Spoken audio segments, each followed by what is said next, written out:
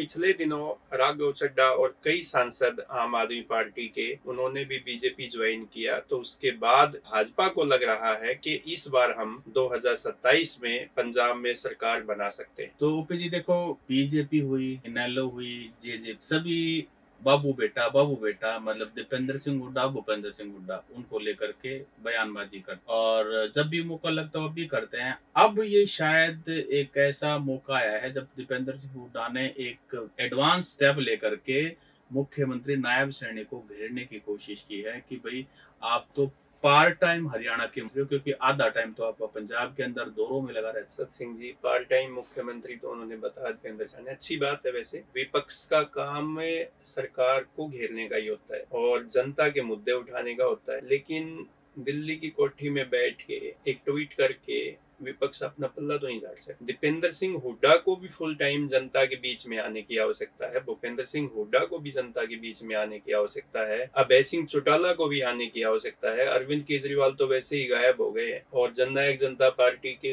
दुष्यंत चौटाला का आपने पिछले दिनों देखा होगा कि पुलिस वालों पे हमला करने का आरोप लगाया, काफी चीजें। तो अब देखने वाली बात यह है कि विपक्ष जो है वो भी अपनी जिम्मेदारी निभाए, फुल टाइम काम करे, फुल टाइम जनता की आवाज। जी, आपने जो बात की ना, पक्ष खास करके शुरुआत आपने दीपेंद्र सिंह हुड्डा, तो दीपेंद्र सिंह हुड्डा लोकसभा के सांसद हैं, उनको कोठी दिल्ली में मिली हुई है, पार्लियामेंट हाउस के पास ही है और वहां पर उनका मेन एड्रेस तो वही है। फिर जब कभी लेकिन वो he is one of the politicians in Haryana politics जो काफी एक्टिव रहते हैं। मैं आपकी बात बिल्कुल सही समझ रहा हूँ कि भाई उनको अपनी सक्रियता, जैसे चुनाव के वक्त पिछले साल में जब जिस साल चुनाव होना, एक साल में या 6 महीने जितनी सक्रियता बढ़ा देते हैं उतनी सक्रियता उनकी 5 साल नहीं रहती।